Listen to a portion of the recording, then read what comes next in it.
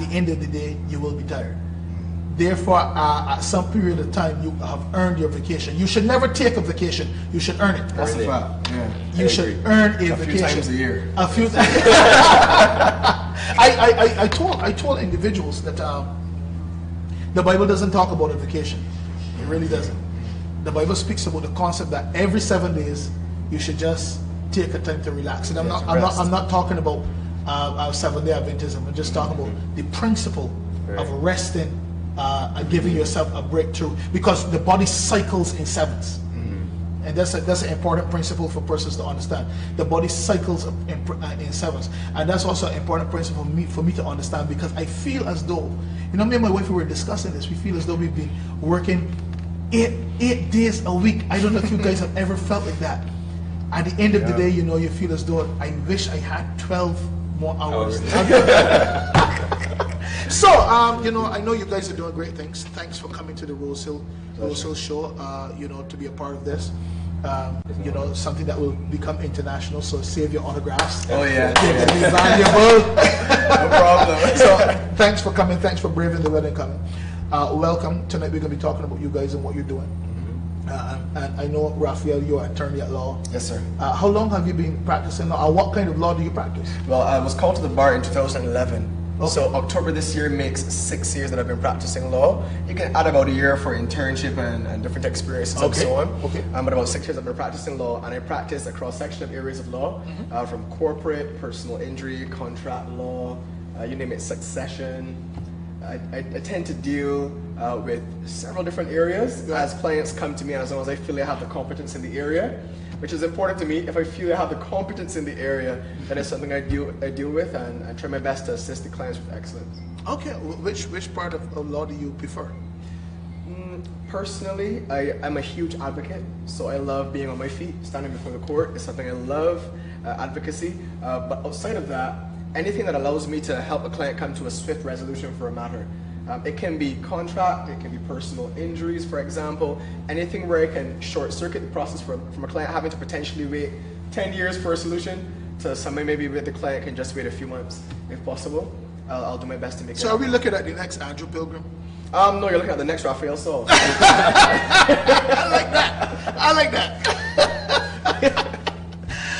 that. I like that. And Gavin, you've been up to some great things. You spent a number of years in the corporate world, and then you jumped out of the corporate world and you're doing some entrepreneurial pursuits and stuff in mobile technology, etc. So tell us a bit about that. And you're a father as well. That's right. Yeah, good. So how many children do you have? Only one. Only Still one. trying to catch Raphael. Boy or girl?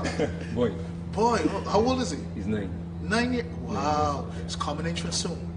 Oh my Nervous goodness. times. Nervous times. And I can still remember him, being born, So how many years went by in a flash. Wow. Flash. So tell us a bit about yourself. Your entrepreneurs, pursuits, etc. Yeah, well, it really started way before I got into, pushing the cell phones and doing what I'm doing right now into digital marketing. Way back then I used to start it out basically selling perfumes at work, to the ladies. Gavin, how do you jump from perfumes to cell phones? Hustler. That's the thing. When I realized that my job wasn't really adding up. I was putting a lot of time and effort, but the bank account, I needed to do something else. So I saw a need, especially when there was time for maybe Christmas time. People need things. So I was like, okay, you know what? They love to. Santa Claus was coming to town. Yeah, and I pay attention. And his name was Gavin. I'll plead up. Yeah, and then I started out, selling, the perfumes, and then I gradually had a love for technology. So I started bringing in cell phones, ordering cell phones, and reselling them online. Reselling them to people at work, and it started to grow from there. And then I realized, you know what? We're going to need somebody to fix them, because at the end of the day, people will come and say, yeah, I bought this phone and 2 weeks later, and I was actually trying to help another guy who used to do repairs for me, but he used to take so long, it wasn't reliable. So you know what? I took some vacation time, took a trip to New York, and actually learned, some hands-on how to do phone repairs and that kind of stuff. Yeah. But fast forward, I was introduced to the online world where with affiliate marketing and network marketing, that kind of stuff. But that actually bridged the gap to what I'm doing now, which is digital marketing. I launched, basically a small business pretty much like last month. So I know trying to get my hands. It's a good place to be. That's right. Yeah. We had some guests here, and they got some business out of this show. So hey, after this show, share it and boom. Yeah, and we will ask you for a commission on that. Well, I know you went.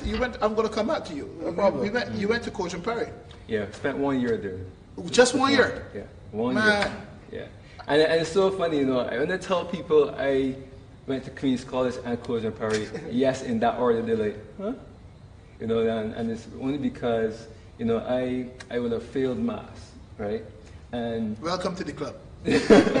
So QC wasn't doing the five return thing, and my mother wanted me in a school setting. It was like I could do whatever on my own, but she's like, I want in a school setting.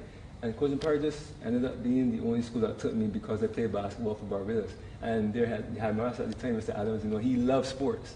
So once he heard that, it was a ticket. And we actually won the championship that year too. Because you were there. Of course. I played my part. You played your part. Yeah. Which part were you playing on the basketball court? Which position? Power forward, but I was to do it all, man. I could play any position, but first up. Here's the Coach and Perry thing, right? But I went to Coach and Perry, so I have a bias. Okay. I see the connection. You see the connection, right? Why I spent more time talking there because I realized that when I did my research, he went to Coach and Perry. So I'm sorry, I just skipped the practice. It's not, so what are you? You're a father. Yes, I am. How many children do you have? 2 beautiful girls. That's why he's trying to catch you. He is. So you have to get 2 girls, Gavin. So that's 3 children. That's right. Yeah, he has to get 2. How old are they? One is 2, and one is 8 months. She's about to be 9 months. She's about to be. Okay, and the one that's 2. She's 2 going on 20. 2 going on 20. I don't know what's up with these children. I don't know what's. These children. I tell you, they come like with a computer chip in them. I am convinced. Are you having the same situation where they can pick up a cell phone and like know more about Of course, and it's been like that. It's been like that for some time. I feel like my daughter, and maybe every parent feels this, is some kind of a wonder child. Like she just picks up the tablet or picks up the phone. She knows how to unlock it. She knows how to select the camera app or select YouTube. She always was on YouTube, and she knows how to find the videos that she wants to watch.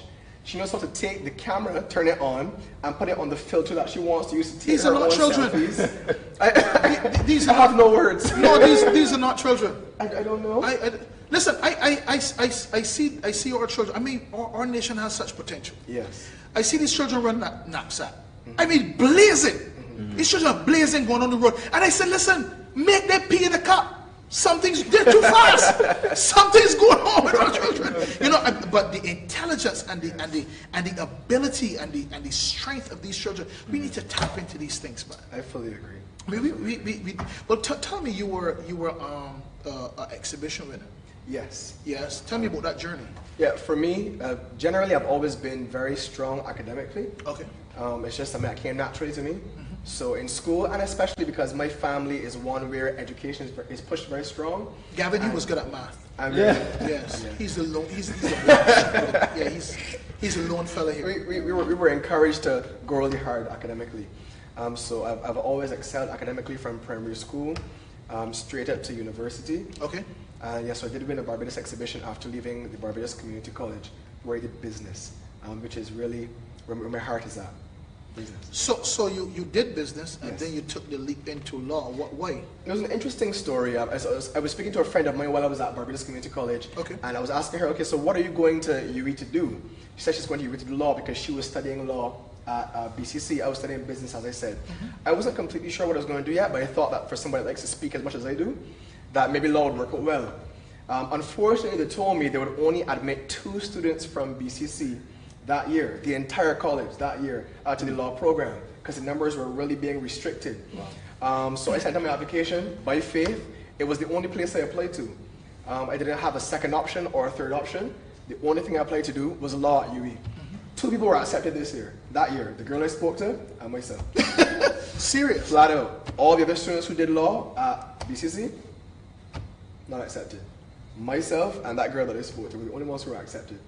So I went to UE, did law, graduated with second-class honors, went on to law school, did extremely well there, had the opportunity to travel to South Africa and the Bahamas and different places, representing the school. And yeah, came back here and started to crush it.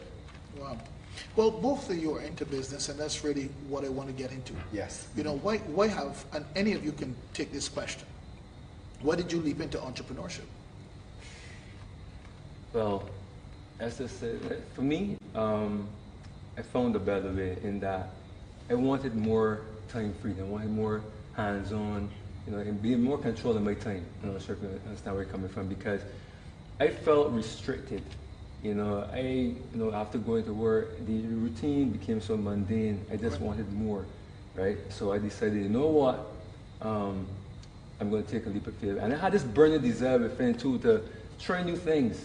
And the time at work was kind of restricting me from venturing out. So that's where it really started. And then obviously after I took that leap, I was punched in the face, you know, because it's not all glamorous and glitzy like everyone What do you thinks. mean punched in the face? Yeah, like, okay, well, you're going to fail.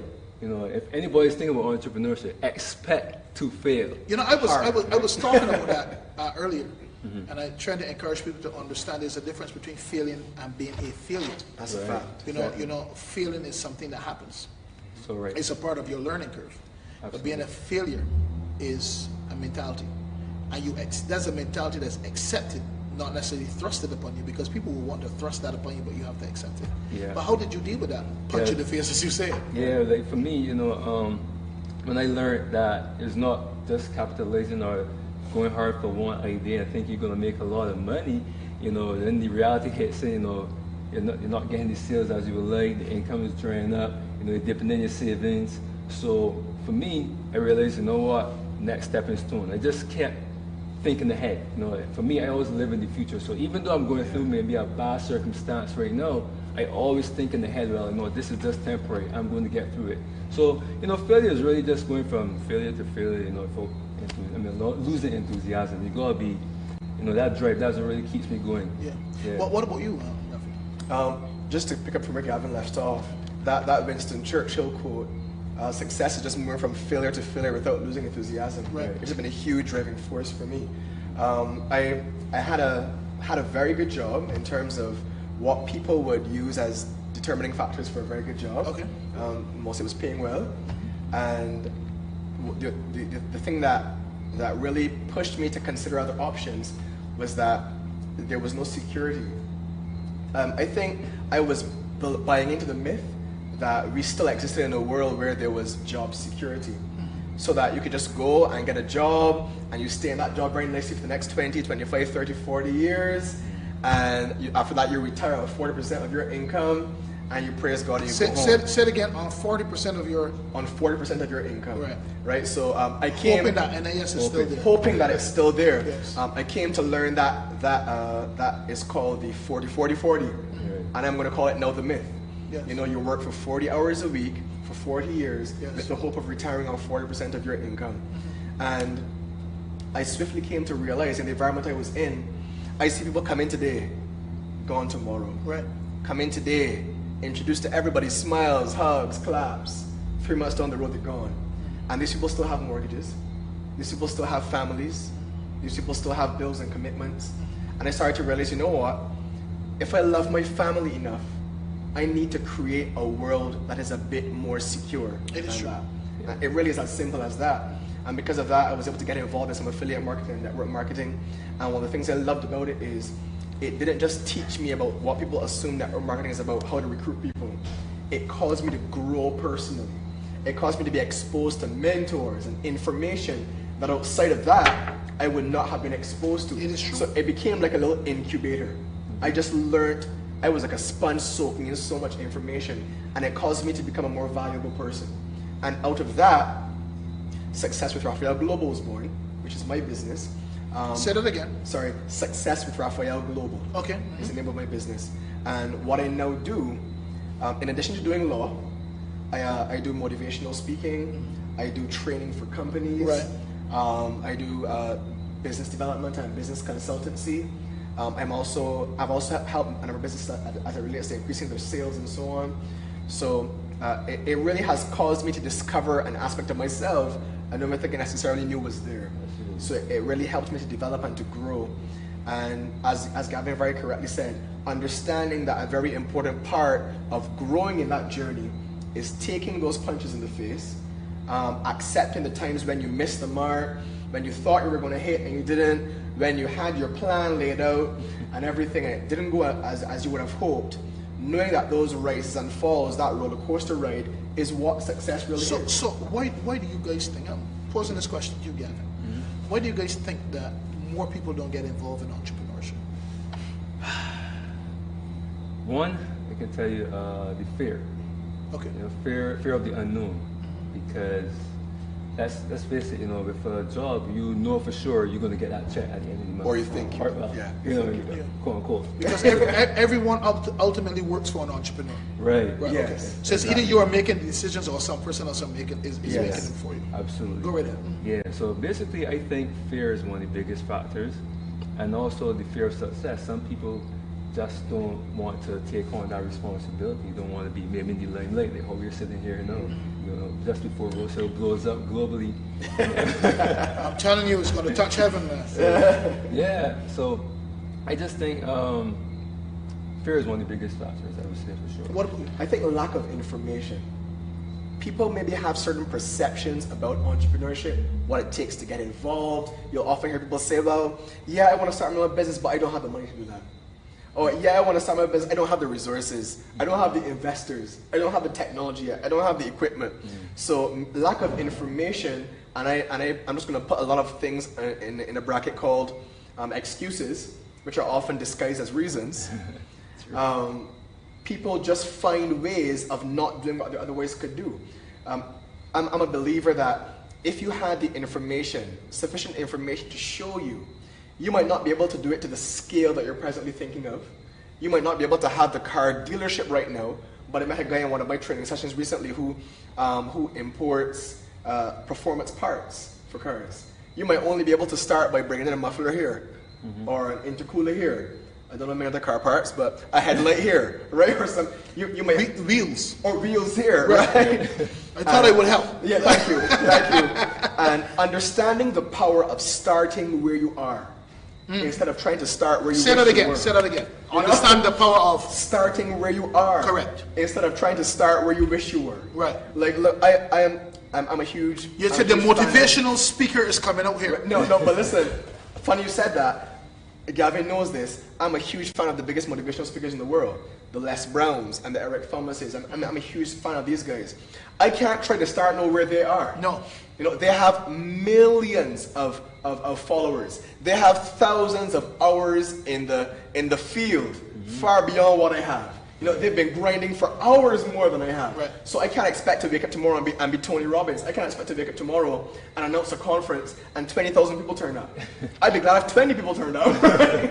But me doing a conference and going 150% and giving my absolute all and serving those 20 people as though there were 20,000 is as valid as Les Brown. So I mean, that's very powerful. I want to engage you guys on something, and it is really based on something that you just said about not having sufficient information as being one of the key factors that causes individuals to not jump into entrepreneurship, right?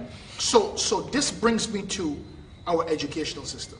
Okay. And we don't have a whole lot of time, but I really feel as though we might do our listeners or our viewers a disservice if we don't talk a bit about what the educational system can do, you know, or undo, and undo to create a greater entrepreneurial mindset in this nation. I think it starts within the primary schools, I guess, you know, that the individuals and the children know that they can use, you know, look around, encourage them to maybe start little projects, you know, maybe even go alongside the family if their parents are into entrepreneurial ventures already. Just encourage, you know, they can take things that they have around, maybe try to sell, I don't know, maybe sell some lemonade here and there. But I think it really boils down to starting at an early age. Okay. You know? Yes. I want to be a little counterculture. It might be a little politically incorrect. Please forgive me, and I hope you have me back on the show. We are scratching up your name, gradually. I'm only kidding. I think that there's certain ethnicities that have it down pat. I've observed families that are not of the same ethnicity as we are. From the time those children are born, I remember going to primary school, and well, a more recent example is at secondary school. I went to secondary school with a young lady who used to leave school and go to her business. Her business. Her family had several businesses, and she was given the responsibility of having one to manage. Seriously. And I remember at secondary school, this is 13, 14, 15, and immediately you start to think, well, oh yeah, you know, they can do that because they have the businesses. But my question is, you know, when are we going to break the cycle, right? Let's say we don't get educational reform and the entire system starts teaching entrepreneurship in primary school like it should, right? Or teaching skills and business in primary school like it should.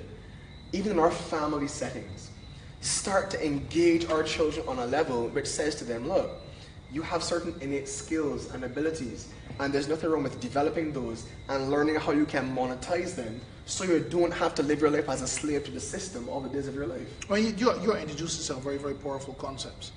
But I want to piggyback on something that Gavin said, because we don't have a whole lot of time. Yes, please. Right? Okay. But Gavin said, he mentioned the lemonade, selling lemonade. Yeah. I was reading about, because by heart and by my course of study, I'm an entrepreneur. And I was trying to figure out why it is that people don't pursue entrepreneurship more in Barbados. And I was looking at this, and then I was looking at the difference between us and how the United States approaches education. I wanted to realize that the lemonade stand has been the tool that they've used to instill entrepreneurship in their people. That's powerful. But what we do, so if there's a school project, the lemonade stand is the default. Pretty much always. That's a culture. The lemonade stand is a culture amongst the young people.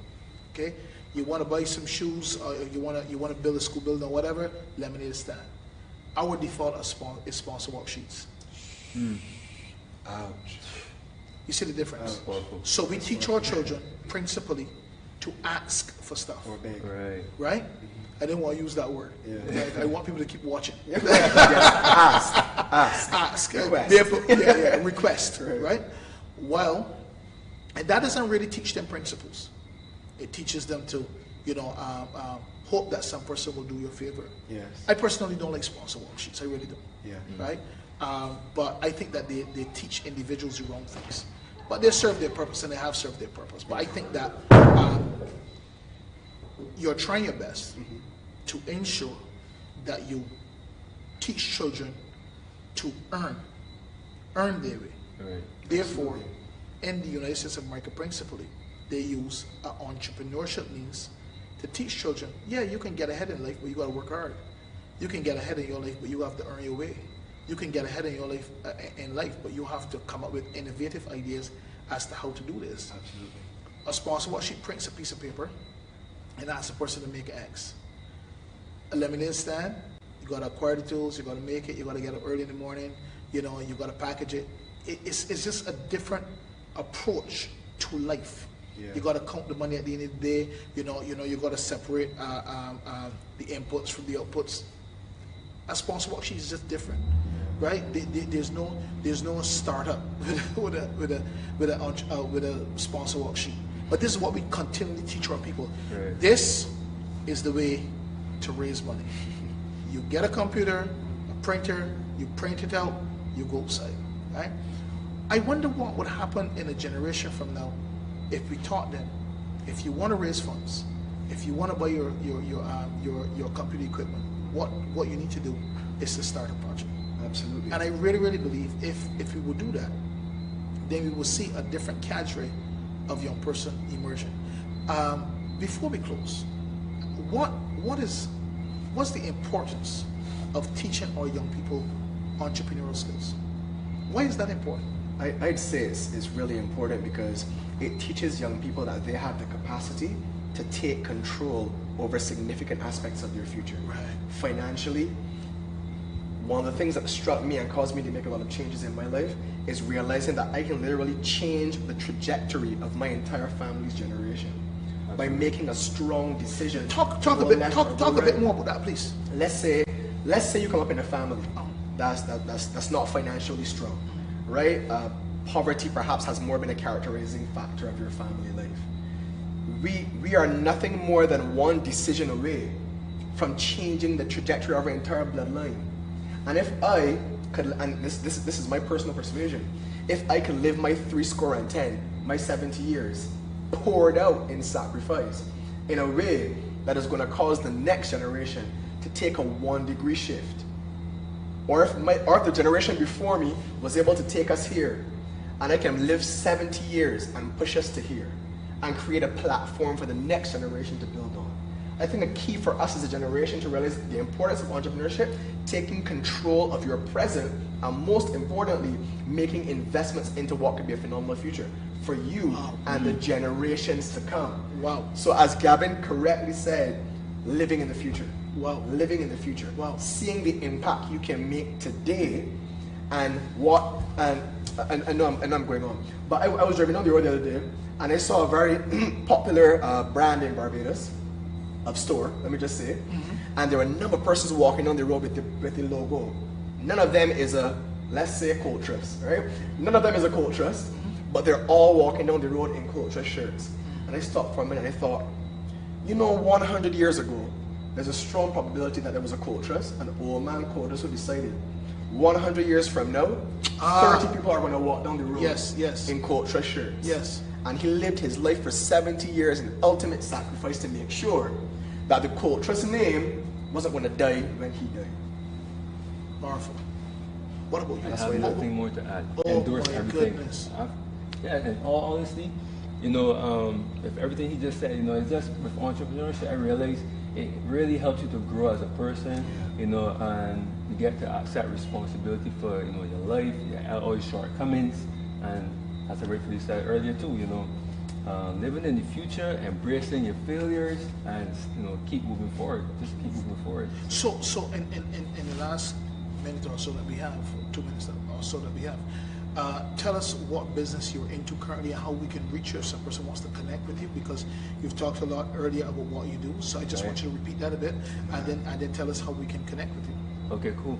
All right. So first of all, if you're into motivational, speaking, and you like inspirational stuff, just like my boy Raphael right here, you can actually find me on Instagram, Gavin W. Robinson.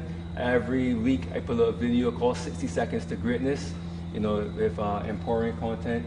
You can check that out. But right now my main focus is digital marketing, as I mentioned earlier, where you can reach out to me if you're someone who has a small business or you're an entrepreneur trying to get your idea out to the world. You don't know exactly how to connect the dots. This is where I'm focusing on right now. And you can reach me at info@socialnetmarketing.com. That's SOCIANET marketing.com. Info. Give us a number. All right, 827-6766. Area code 246, because we're going to be global. Be global. Be global. Be global. Area code 246. That's why I changed my accent there. I went to across Jamaica. Yeah. Go on. Right. That's it. Good. Yes, Raphael. The business again is Success with Raphael Global, and if you are an individual looking for, I like to see myself as a performance enhancing drug, which is legal. So if you're someone who's looking to improve your level of performance, if you're looking to improve your level of performance, and that is in your own business, perhaps you're a leader in an organization and you want to improve the level of performance of the persons in your team, or you're someone who's perhaps looking for assistance in developing a strategy for your own life, professionally, academically, career-wise, in whatever way, Success with Raphael is definitely here to help. If you have an event, if you have an association, if you're having a conference, the name to call Success with Raphael Global. You can find me on Facebook, Success with Raphael. You can find me on Instagram, Success with Raphael. If you want to send me an email, it's successwithraphaelglobal@gmail.com. Every week I deliver a podcast over the WhatsApp platform. It's called a WhatsCast. That's mine, you can't steal it. And if you want to receive that directly to your phone, it's 261-6942. That's my number, 246. 261-6942. And you can reach out to me there. I'd love to hear from you. And of course, I'd love to be of service to you in whatever way I can. And Raphael is spelled R-A-P-H-A. R-A-P-H-A-E-L. Thank you very much. Good stuff. Well, guys, you know, it's been a pleasure talking to you. And you will be back. You weren't politically incorrect. Oh, good. I just wanted to put that in there, but you guys are doing great stuff. And, you know, we've been hearing a lot of negative things about young people. And one of the purposes of this show is to give those who maybe will not make it to the front of the newspaper where they should be. Yeah. Right. You know, we are highlighting too much of the bad of the young youth of this nation. And to just give you guys a voice and help people to understand there are young men up there who are doing tremendous things who need to be celebrated. Sincerely, thank you for that, man. This Man, platform. man, you're welcome. I'm proud of you guys have been following you. You guys are doing amazing things. You know, you guys are encouraging me, and you said that we're going to go global. Of and course. When Rosehill show goes global, I'm going to say, you know, Gavin and Raphael said it. Well, we've been talking to two wonderful young men about their life, and as we said before, and I want to say this again, there are positive young people out there who are doing amazing things, and we're going to be talking to another positive young person who's doing amazing things across Barbados. She's traveled across the region. She's gone outside the region to the United States to develop herself, and we're going to be right back in a couple of seconds to talk to Shama Harding, so stay tuned.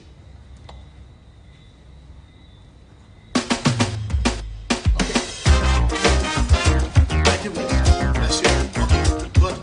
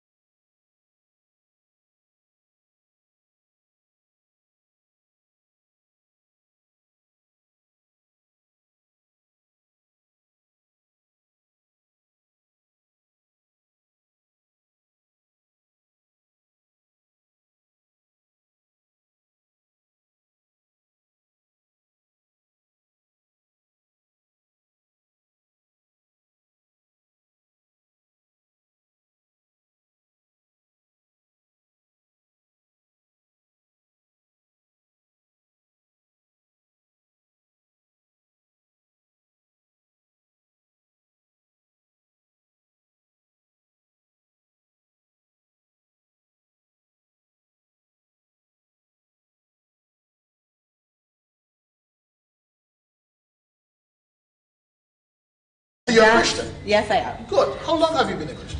Oh, wow. I would say seriously for the last 4 years. Okay. But have always been drawn to the Lord, even from a child. Even when I didn't understand what the calling was over my life, I was continuously being told that the kingdom was waiting on me. So it was something that I ran away from. I gave some people some very strange faces. Like, okay, thanks for that information. I'll take that into consideration, kind of thing. But yes, but always being called, always being drawn, just never really understanding it, but took it seriously in the last 4 years. Okay. Well, you said you're a dancer. What caused you to pursue that? I mean, I had always wanted to dance. wow. I don't remember not wanting to dance. Okay. So it was something that as a child growing up, my friends all did ballet and I wanted to do it as well. But my mom always thought it was expensive and I had a tendency, she said, to start and not finish all these different activities she would put me into. But dance was consistently the one thing I always wanted to do. I started piano and dropped out, and I think that kind of just, she didn't take that too well. But as I got older... Were you good at the piano? No, I wasn't, and I didn't like the teacher, I'll be honest. Oh. I didn't think she was nice. Teachers make a real difference in what you pursue. Yes. You didn't like the teacher? No, I didn't, and I think that more than anything else is what made me drop out. But mommy just said, you know, well, you dropped out of piano, I'm going to put you in dance and you're going to drop out of that too. But when I got to secondary school at Congo-Mare, they had an after-school club. And I joined that, and from there I was asked to audition for a scholarship at Barbados Dance Theatre. So from there I just never stopped. How old were you then? 11 years old. Wow. Yeah. So you're telling me from a child Yes. that you knew clearly what you wanted to do. I didn't always know I wanted to dance professionally. I think dancing professionally was a dream, like one of those things you see the music videos on TV and the shows on TV, you see the dancers in them. I had gone to Disney and I saw the dancers in the street parades and I was like, I want to do that one day. And those kinds of things. And had dreams of Broadway because of just being exposed to different things, but never really thought that I would get there or be professional or take it professionally. I wanted to do psychology. Have you pursued yours? My minor at University of West Indies is in psychology. And your major is in? Sociology. Sociology and psychology. So you started piano, didn't like the teacher. No. I'm sorry, I had to go back there. Then you ended up in psychology. No. How did you get to dance? And I'm asking that really, and this is one of the principal reasons why we brought you on the show, because many people may think that the only way that you can become an entrepreneur is by doing something that is outside of the arts. But you have now pursued the arts, and based on what we know of you, you've made that into a business, your passion into a business, which is something we really want to encourage people to do. You can really make your passion into a business, and you've done that. But that road probably was not easy. So how did you link from psychology and sociology into dance? Honestly, I had a friend who was at university with me who applied to university in Jamaica, to University of West Indies, Jamaica, to do a joint degree. She was into sciences, and she was also a very good musician. She was like at the point of doing her grade 8 music exam in clarinet, I think it was. And when she said that to me, I said, were you going to do music? And she said, Jamaica. And I was like, okay. Because I'd always wanted to go and study abroad, but it was just not feasible financially. And when she said that, I said, what, do they do other things? And she said, yeah, they do dance. And I had not known that. I did not know that I could go to Jamaica and study dance. So when she told me about the college, I then went and researched it a little bit more. And I applied through, what I did is apply for a transfer from UWI here to Jamaica at the time. And that would have been a joint program between them and the Performing Arts School in Jamaica. So it would have been a joint degree program, and I did that. And the National Dance Theatre Company had come to Barbados around that same time to perform. I just want to make sure we have our ducks in a row. So the National Dance Company of Jamaica. Okay. And the person in charge of the dance program in Jamaica was part of the company. And through an introduction by someone, I met her and told her I was really interested in coming. She said, make sure to apply. And so I told her I had done the transfer. She said, okay, I'll look for your name. And so without auditioning, I was accepted into the program. I took one of their master classes, and I just talked to her, and I got accepted into Edna Manley, which is the Performing Arts School, before I got accepted into UWI. and then I had to get the acceptance from UE, and from there I just did a lot of begging. My parents were not too keen, and I hadn't finished my degree here, so it was a kind of a tossing for them to let me go without finishing, with the intention that when I came back in summer I would do summer school and I would complete. That was the deal that I made with them. But my mom was my dad said no, my mom said, this child is determined, I'm going to have to help her. How old were you then? I would have been 20 at the time. Okay. So tell us a bit about your experience in Jamaica at the Edna Manley College. Edna Manley College. Yes, of visual and performing arts. It was eye-opening. Okay. I had never experienced, although I danced for so many years, the level and the intensity of the training was something that I had never experienced before. I danced from 8 o'clock in the morning most days until sometimes 5, 6 o'clock in the afternoon, and then I had to go home, have dinner, come back for rehearsals, and sometimes would not finish till 10 o'clock at night, and I did this almost every day for 3 years. Seriously? Yes. Wow, Yes. that's intense. It is, but I was like in seventh heaven. Like it was a joy. My heart was full. That's all I can say. You were pursuing your passion. Yes, I have always loved dancing. Dancing brought me the greatest joy. I think I'm closest to God when I'm dancing. I feel His presence most when I am dancing. So that's why I would say I'm a worshiper who dances, because that's when I feel most connected. Well, you said earlier you liked ballet and all your friends were doing ballet. Mm-hmm. What type of dance did you do while you were at the Edna We did school? Caribbean dance, modern dance, ballet, and then we would have workshops from time to time in African dance. I've done Indian dance. We were just exposed to anything that was anytime there were visiting artists, we would have they would come in. So like I've had tap workshops with Xavier Glover before. We've had other dance. Seriously, Yes. the guy from Sesame Street, Yes. love him. I have a picture and everything because that was like a highlight for me. I am telling you, if you want your children to grow up, I'm just going offshore here. If you want your children to grow up intelligent, watch Sesame Street. I can still sing the song. So That's what I'm saying. Mr. Hooper, I'm telling you, Oscar is the shizzle.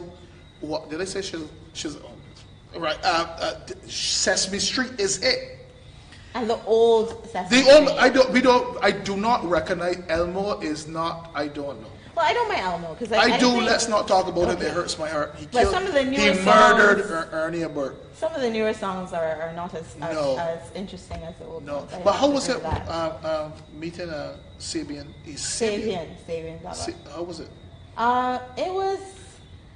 I'm not a topper, so I was not as excited as some of the other students. If it was a sitting here well dressed.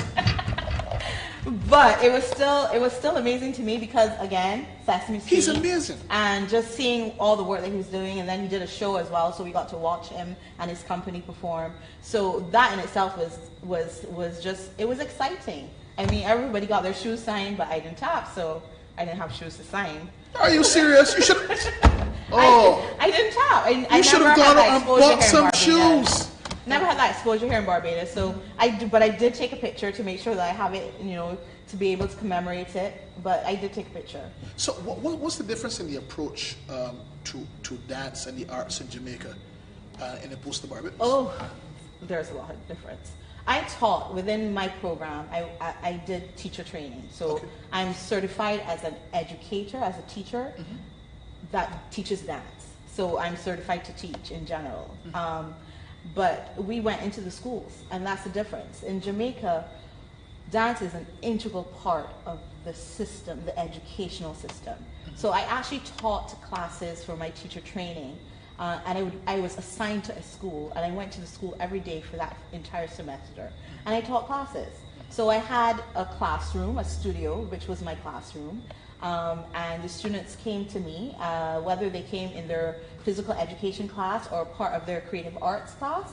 So they performing arts class. So sometimes they did music, or they did drama, or they did dance, and it alternated depending on the level. So like the year 1s, 2, and 3 would would have alternating Right. classes, and then when they got to fourth and fifth, they were able to then decide that if they were going to do dance, and they would only do dance, or only do drama, or only do music. But in the first, I think it was just the first 2 years, there was a definite push to expose them to everything, including performing arts. And this is from primary straight through to secondary school, because I taught in both primary and secondary school when I was doing teacher training. And we had a class of students that came to us. We were set because we had a studio space. And the students came to us, they changed their clothes, we had the dance class, they changed back, they went back to the other classes, and it was treated as part of the curriculum. Wow, Yes, and it was amazing because they had the opportunity to just appreciate it, even if they never ever did it again. You build audiences that way, so the theater never lacks for audience because the children start with an appreciation for the arts that grows with them. It is true. So I'm going to ask you this question because it's burning within me to ask. Okay. Because I've been to Jamaica on 2 occasions. What is your best and worst experience in that land?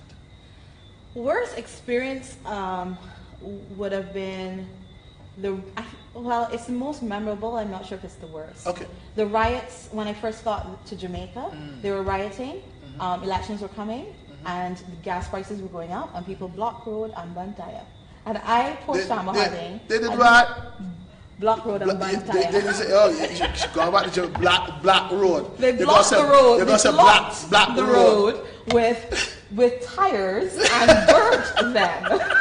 But it was an interesting experience because I'd never seen the army out in that kind of a way. Okay. So the huge army trucks, the big guns, and men jumping off the trucks and rope. I always laugh because the man jumped off and did a tuck and roll and stopped with his gun, and I was like, I'm going back, because we decided that everything was quiet. We'd been shut in for like 2 days because we couldn't come out. Teachers couldn't come to us. There was no school. The country was shut down. Okay. And we decided we were tired of being inside, and we were just going to take a small walk because we're not downtown Kingston. We should be okay in Crossroads where we were. And we walked out, and I saw that. I was like, okay, I'm going back, because you don't know how much it costs to send a body back to Barbados, and I don't think you want to tell my mother that you're sending me back in a coffin. So I was like, I'm turning around and I'm going back. And that's what I did. Your best experience? My best experience, I have to say, were my performances. Okay. I really enjoyed being able to do what I loved, not just in training, but on the stage. So I got to do things like Father Holong and Friends, which is a Catholic priest who puts on a production every year to raise money for his outreach. And we did that performance, and we were able to go out and see the people that he helped, and that in itself was an experience. I danced with the school on many different occasions for different events. So for me, those performances and the people that I met that are still friends to this day are the things that I hold dear. So we come at you. You went to Jamaica. You did all this stuff. You met all these people. One of my childhood heroes from Sesame Street you met, right? And now you're out of Jamaica, graduated, etc. Out of Jamaica. Where did you go after that? I applied for a scholarship that the Edmani had with a college in New York, State University of New York, college at Brockport. They have an exchange program they do where students come from the U.S. to Edna for a semester, and in return what they had done is, because their fees were so high, they were able then to offer scholarships to Jamaicans. Originally it was Jamaican students, but I insisted that I was going, and I asked the right questions and spoke to the right people, and I just believed that I was going, and it was an opportunity to step outside and experience dance at a different level. And so I went on to Brockport. It's a small college town, but the university itself is well known for dance, and it's ranked pretty high. And from there I did master's credits because I already had a degree from Barbados, and eventually went back a couple of years later. Just before my credits were about to expire, I was like, okay, I need to go back and finish. And I went back and I finished, and I got my master's in dance studies. And from there, I went on to dance. But before, so let me just connect with those. So you have your certified teacher of dance. Yes. And you have your master's in dance studies. Okay, go on. I did. There's an optional training that you're allowed to do once you've studied in the States. And when I went back the second time to complete, I opted to apply for that, and I went to Disney World to work with the Walt Disney Company, and I did that for a year. Okay. And then I came home. And you studied dance there, or that was No, an I internship? performed. It was like a job. It's a college program that they have, and so I applied for the college program, and I worked for what would be equivalent of 2 semesters, and then because I still had a work permit, I moved into part-time, and I actually worked for the company part-time for the last couple of months before I came back. So to you Barbados. danced in Disney World. Yes. Quickly, how was that like, and what show did you dance in? Well, I did character performing, so I did character. Like, I was good friends with Winnie the Pooh. That's how we see You it. know people. I know people. I'm saying, man. Can you understand? You know Winnie people. and I are friends. I'm saying, oh my God. You know Winnie the Pooh, you know Sabi. So I played at the park, really, is what it was. Okay. And so I was a character performer. I didn't do any major shows, which was a little disappointing, but I loved my experience there. We got to do small things, dance parties, different things that were going on, and it was a childhood dream, because when I went to Disney, I walked the streets one day coming from work and just walking through the park, and I hit a spot, and I said, I remember standing here with my family. And the parade, and we were waiting for the parade, because I decided to stay and watch the parade after work. And when it passed, I said, I remember standing here and telling my mother that I was going to work at Walt Disney World one day, because I wanted to just do that. It was so exciting. And that brought tears to my eyes, because I did not remember it until that moment. So all of that, and to come full circle and see dreams become reality was amazing. Well, after Disney World, then what happened? In terms came of your home. certification for dance? Well, I came home and worked with Praise Academy of Dance. Okay. I was actually coming home and they called and said, I heard you're coming back. We need a principal. Would you be interested? And because I was affiliated with them before and affiliated with Praise Jamaica, who I used to dance with, it was a very easy transition. So I did that for a couple of years.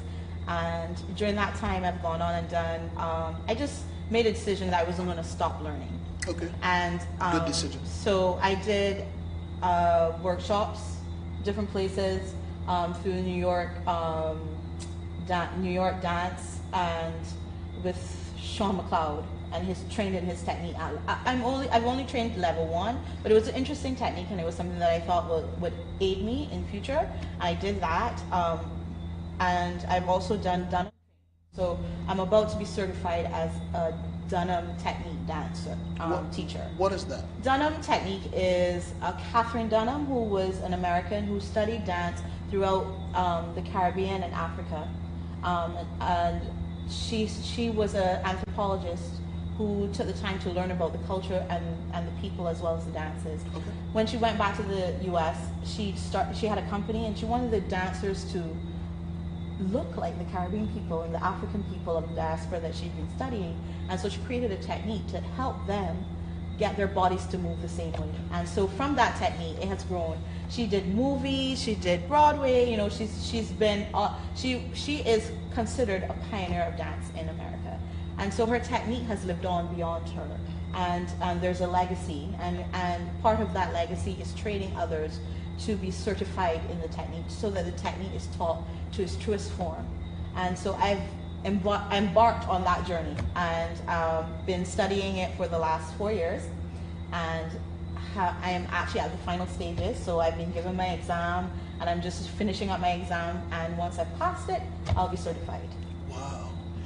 This is an amazing journey. Yes. And there are other things that you're doing in relation to dance that you can talk about, but I want to spend some time, a couple of minutes, talking about your initiative, because you do have a dance school. Yes, I do. Tell us a bit about that. Well, I started a dance school in 2015. It's called Pizzazz Dance Studio. Pizzazz, yeah. Pizzazz, because Pizzazz is actually another term for a leap. A leap.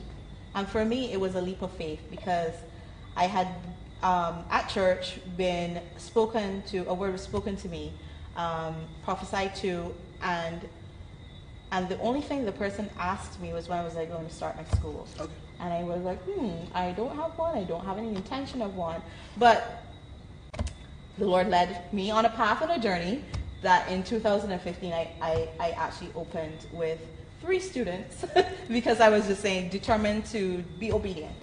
And the school's grown. I probably have about 20 students between children and adults now, and it keeps growing. So I am blessed beyond measure because it was not, when I look back, I have a little journal that I found, and in it, it says that I wanted to own my own studio and that I wanted to have a children's dance company, and I have both right now. So I'm burning to ask a question. Yes.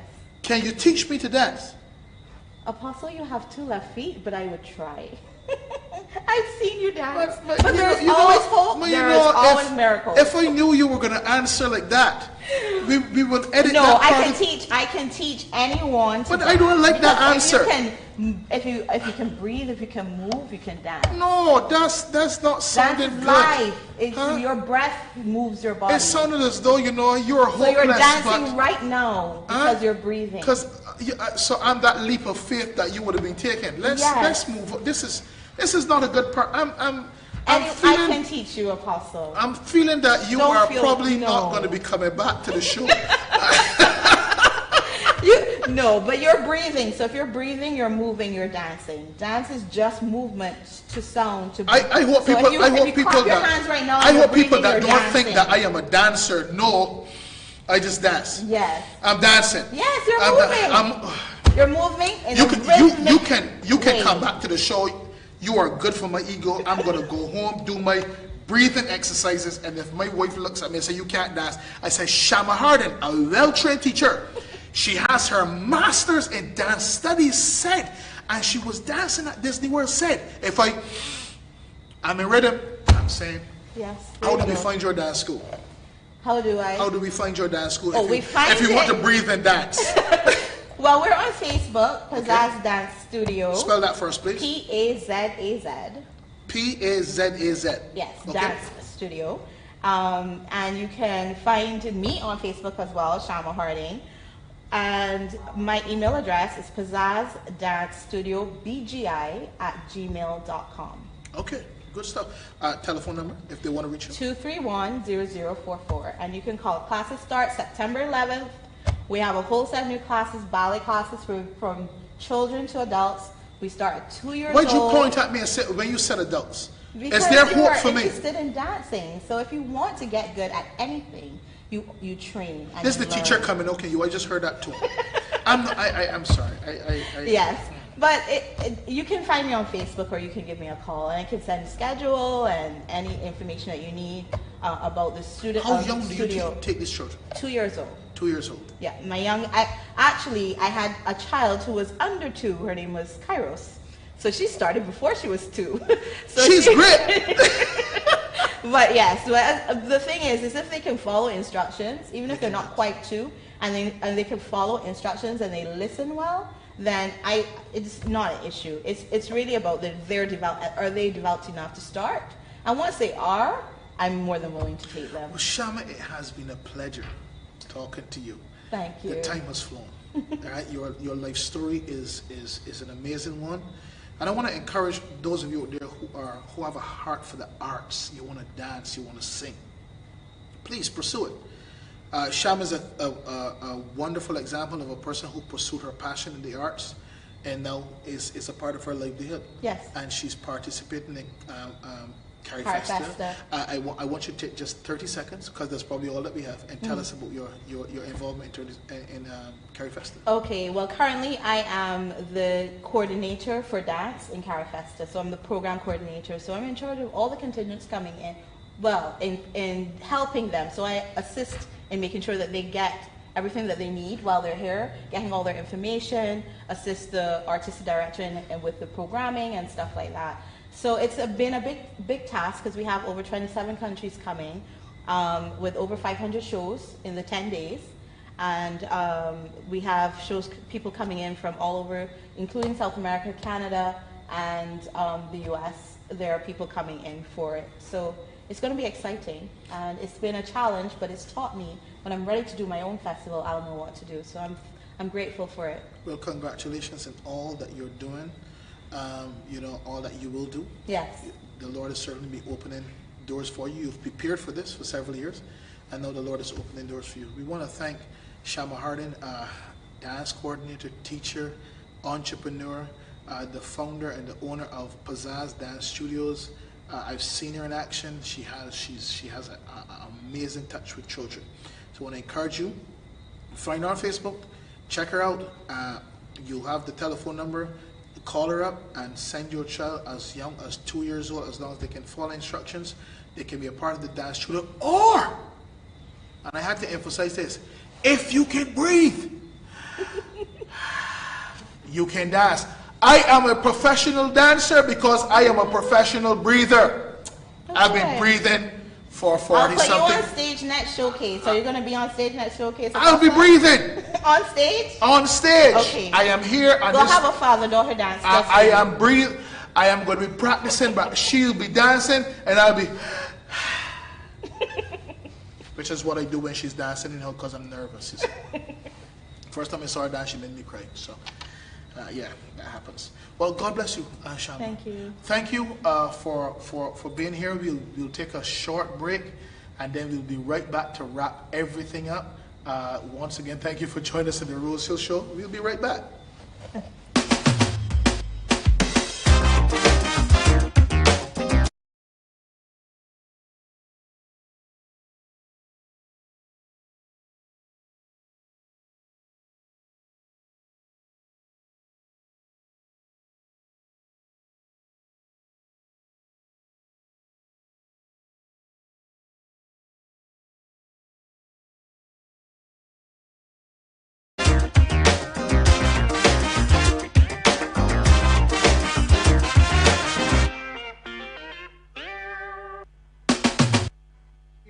Back to wrap the show up.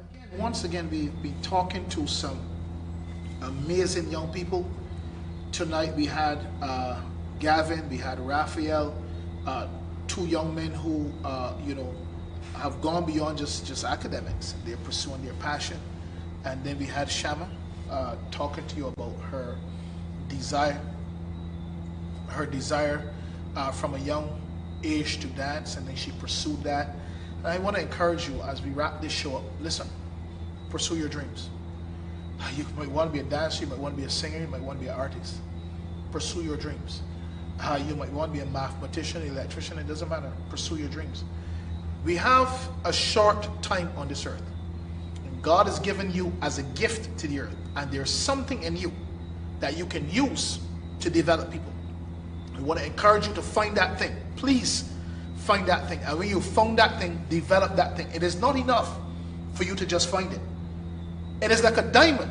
If you find a diamond in the earth, you need to take it, you need to work it through a process. One of the challenges with individuals is that they do not want to go through the process. Nothing of value can become a thing of value unless it goes through a process. Most things of value start out as nothing, little or nothing. And then they go through a process. And if you're patient enough going through the process, please remember there will be distractions, there will be hurt, you will fail, you will fall, you will feel like giving up, you will cry. But if you hold on, you will make it. It's the process of success. It has its valleys, it has its mountains, it has its obstacles. Sometimes you're knocked off your feet. Most days you will want to give up. But if you hang in there, you will make it. Just like these young people, you will make it. And at the end of the day, you'll be able to tell generations your story. I want to end with this. We have to live so that the next generation is better.